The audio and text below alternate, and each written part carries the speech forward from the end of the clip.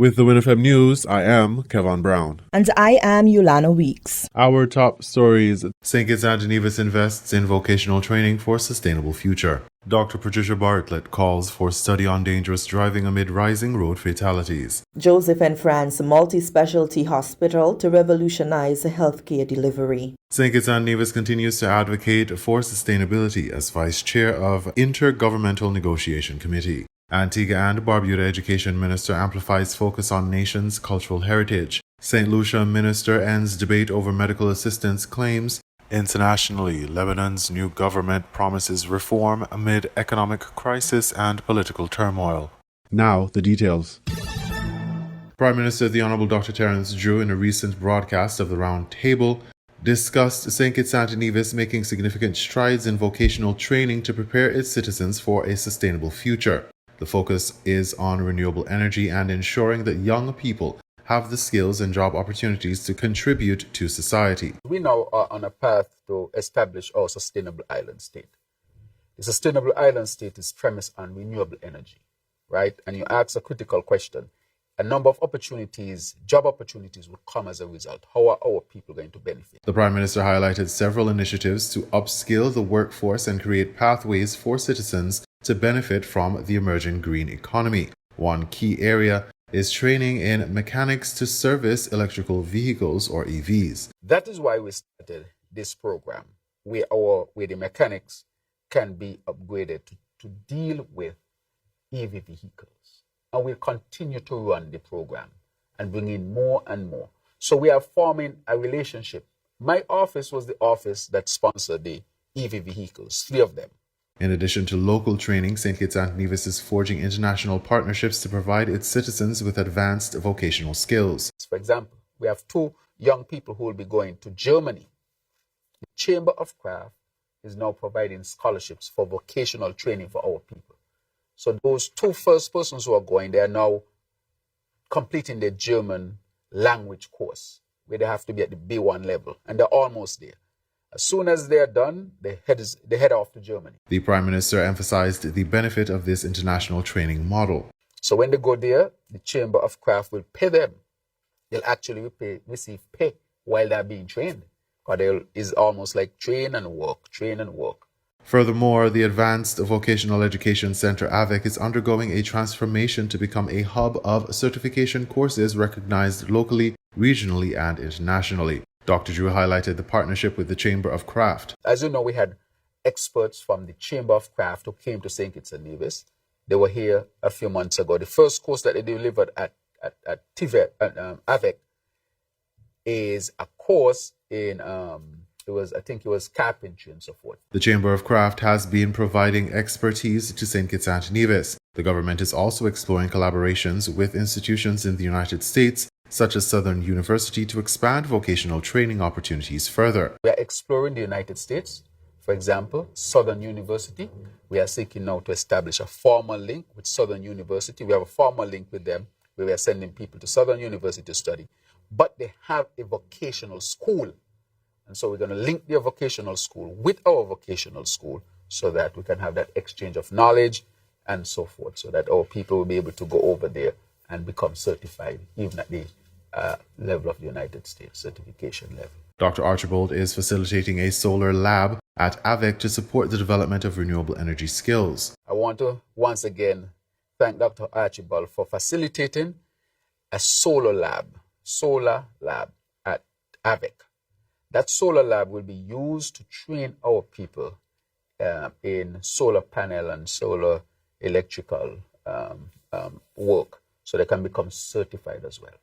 So we are going to build our large solar farm. So we want our people to already be trained in order to take up those jobs that we expect. Dr. Drew envisions a future where AVEC is seen as a valuable pathway to a fulfilling career. You will not be seen anymore as a place you just go to because you're not good into academics. No, you can actually say, look, I want to take a vocational path. I don't want to take an academic path. He says this is to ensure that young people take advantage of opportunities. So that is how we are going to deal to make sure that our people take up the job opportunities by getting them exposure to training, and we are taking the lead on that. The people of Belize will go to the polls on March 12, as Prime Minister John Bracino announced during a national address in Belmopan on Tuesday. And after careful reflection and prayer, I have decided that now is the appropriate time to seek from you a renewal of our electoral mandate. Earlier, I advised the Governor General to dissolve the National Assembly today and to appoint Wednesday, March 12th, 2025 as the date for general elections. In his speech, the Prime Minister highlighted several achievements of his administration over the past 12 years, including efforts to improve citizen security. You gave our party and I the privilege of forming your government. Looking back, our country was virtually bankrupt at that time. Government was borrowing just to pay salaries. Tens of thousands were without jobs. Wages for public officers were frozen. The economy was shrinking, and the times were desperate. Things have changed dramatically, as we promised they would. Every day since you gave us that massive vote of confidence, my colleagues and I have worked to deliver on Plan Belize and to maintain your trust. The results are clear across our cities, towns, and villages. Belizeans are working, earning higher wages. Productivity has soared, expanding the economy. Hundreds of millions in new private sector investments have spawned development, and public funds are being invested wisely in areas that matter most to you: healthcare, education, streets, drains, roads, housing, and citizen security. He also emphasized the importance of the upcoming elections and the rights of voters. When you consider crucial factors such as performance, qualification, stability, character, and the political party's state of readiness, I sincerely believe that our People's United Party, our 31 candidates, and our Plan Belize are clearly worthy of your vote. Let us all, candidates and constituents alike, foster an election environment that focuses on issues, one that respects each other's rights, and one that distinguishes Belize, yet again, as an exemplar of democracy. Nominations will open in 2 weeks as Belize prepares for this crucial event. Nomination day for candidates in all 31 constituencies is to be February 24th, 2025. I encourage all Belizeans to vote. Election day is your chance, a chance to be cherished, where in free and fair elections, you choose the person and the party that can best represent your interests. This election is part of a series of elections scheduled across the Caribbean in 2025, including in Guyana and Trinidad and Tobago. St. Kitts and Nevis is pursuing its Sustainable Island State agenda globally with recent presentations and appointments at the United Nations. Attorney General and Minister of Legal and Justice Affairs, the Honorable Garth Wilkin, addressed the United Nations, emphasizing the unique vulnerabilities of small island developing states. The Honorable Garth Wilkin conveyed a powerful message to the United Nations, advocating for the need for vulnerable economies. We must remember that small and vulnerable economies and small island developing states are at the forefront of vulnerability, and our negotiations must reflect that reality. Our Federation believes in trading our way to becoming a sustainable island state by 2040 and trusts that this process, backed by consensus and outstretched hands, can facilitate our way to this critical national development goal. The statement highlights the nation's commitment to achieving sustainability through trade and international cooperation. Following his presentation, the Honorable Garth Wilkin shared his sentiments on social media, expressing his gratitude for the opportunity to represent the Federation. Quote, "To represent our Federation on the international stage is a privilege I do not take for granted. He emphasized the importance of St. Kitts and Nevis having a voice in global decision-making as it, quote, secures partnership for our sustainable island state agenda, an imperative for the long-term advancement of our people, end quote. Wilkinson also acknowledged the contributions of Ambassador Dr. Mutris Williams, Councillor Eustace Wallace, and the United Nations mission team in fulfilling Prime Minister the Honourable Dr. Terence Drew's directive to take up space globally. St. Kitts and Nevis is set to play a vital role in shaping international tax cooperation. Quote, St. Kitts and Nevis is proud to serve as a vice chair on the Intergovernmental Negotiation Committee to draft the United Nations Framework Convention on International Tax Cooperation, Wilkin noted.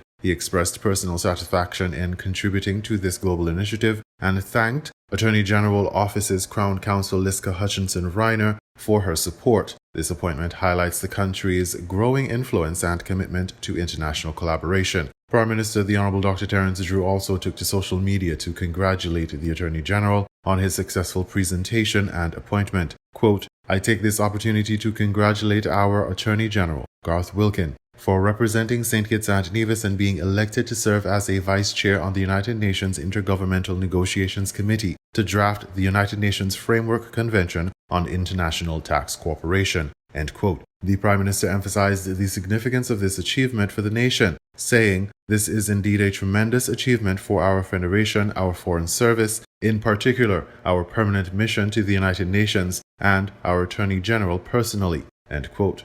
He expressed his gratitude to the Attorney General, the Foreign Service, and the permanent mission of St. Kitts and Nevis staff to the United Nations on behalf of a grateful nation for excellent service. St. Kitts and Nevis's commitment to sustainability is further evidenced by the private sector's embrace of the Sustainable Island State Agenda. The nation's vision is based on several key pillars: food security, green energy transition, and economic diversification.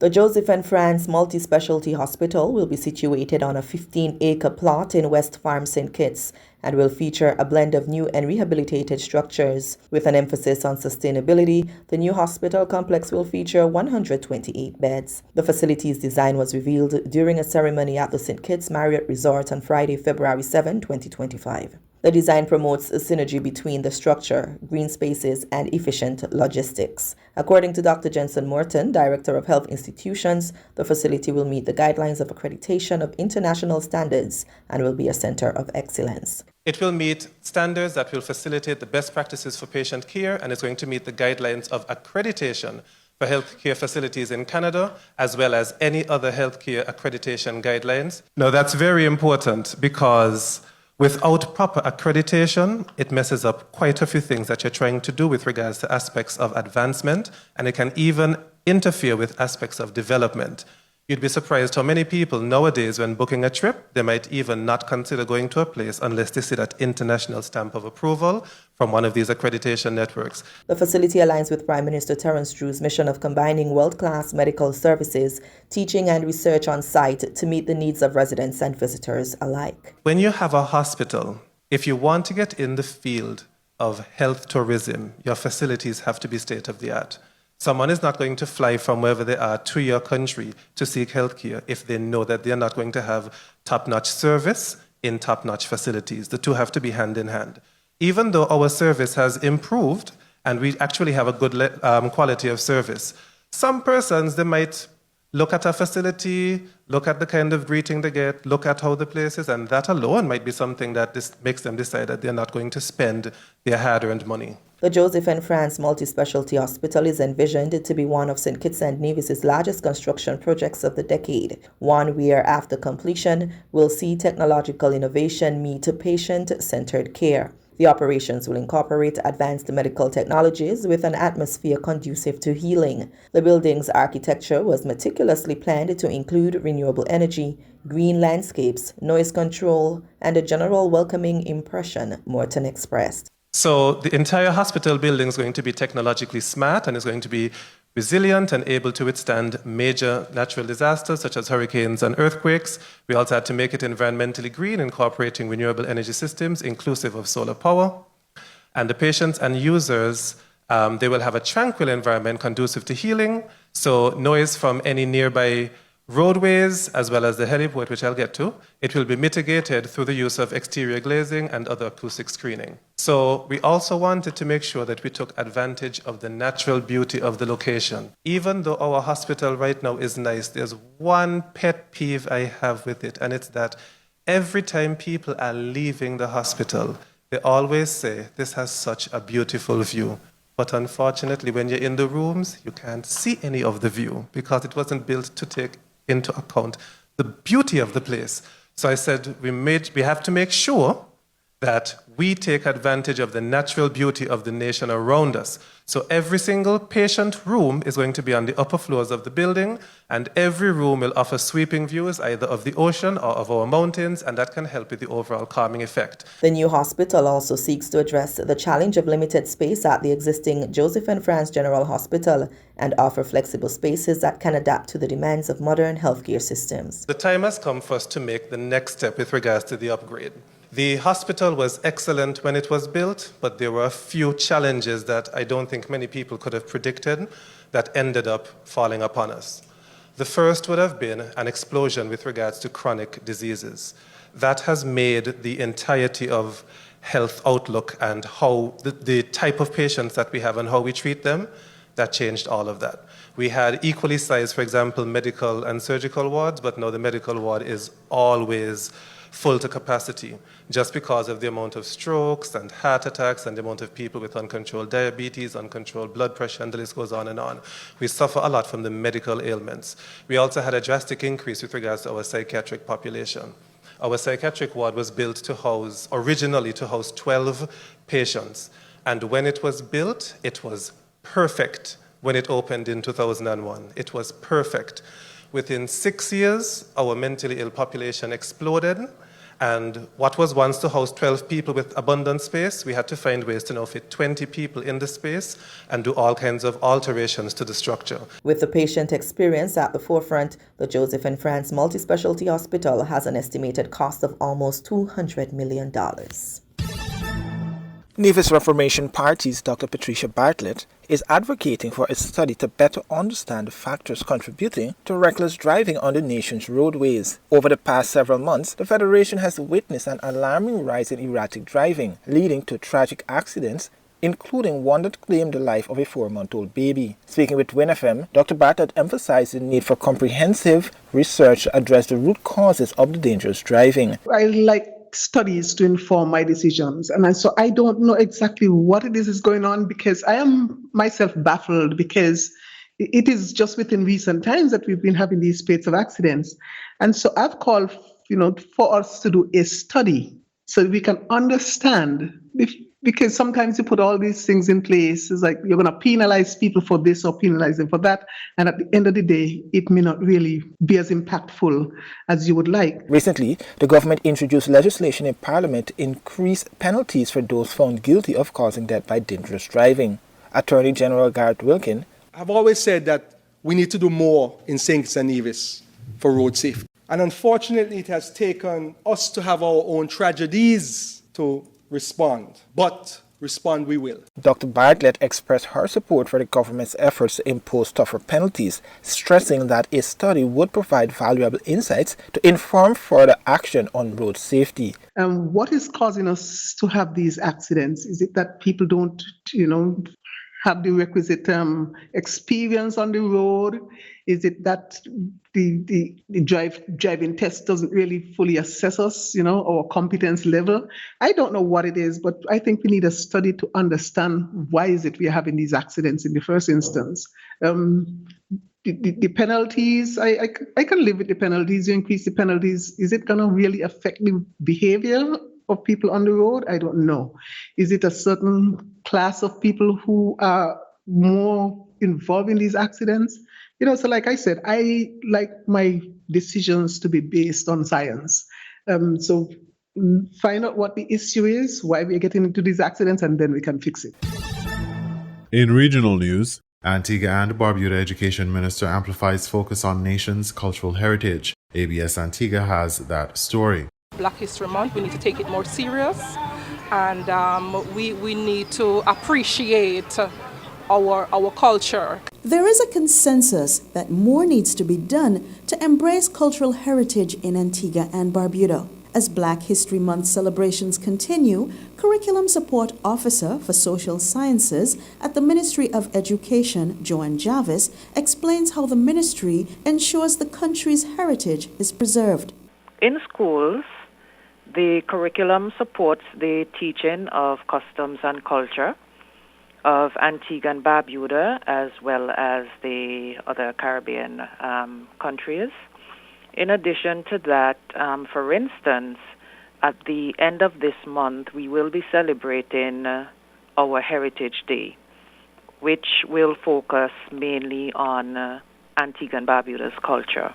Jarvis says the Social Sciences Unit also conducts cultural workshops for teachers to assist them in effectively teaching this subject. She further explains at grade 6 level, students are asked to research various aspects of the nation's culture, including traditional foods and musical instruments. At the end, they are expected to produce a replica of that cultural item.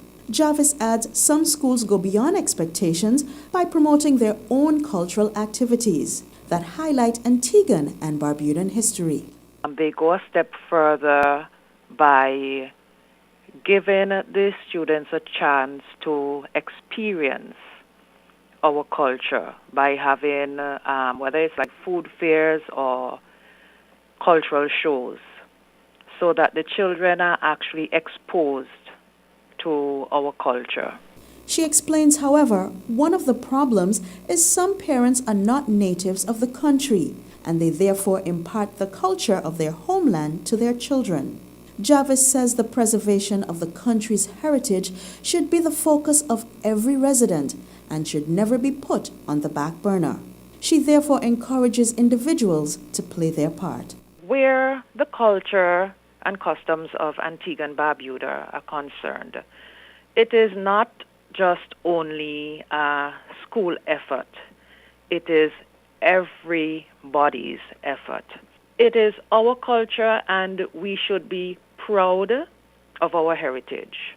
For ABS News, this is Kim Emmanuel Beard reporting. St. Lucia minister ends debate over medical assistance claims, DBS St. Lucia reports. A subdued Jeremiah Norbert met the press Monday at the pre-cabinet briefing.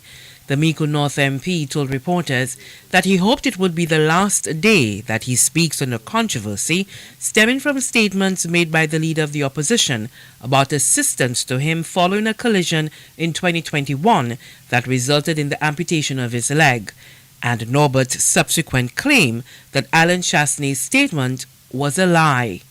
To clarify the issue, Norbert made available to the press copies of his medical bills. I have with me a receipt from Tapio to a tune of in excess of $70,000, and that expense was covered by my insurance, my personal insurance, Nagico Insurance, and I made my co-payment.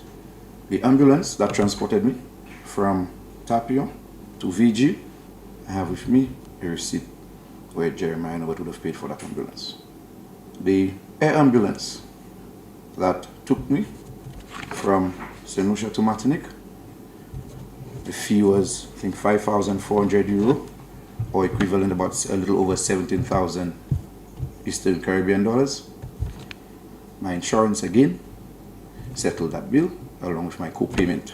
The Mico North MP went on to reveal that the hospital bill was in excess of 92,000 EC dollars, which was settled in part by his insurance and the balance by personal payments he continues to make. Jeremiah Norbert said he presented the bills to prove that no one, and certainly not the then UWP administration, met the cost. Norbert, who is the Minister for Persons with Disabilities, was however reminded by the press that Chastney did not state that financial assistance was given to him. Rather, his transfer to Martinique was facilitated.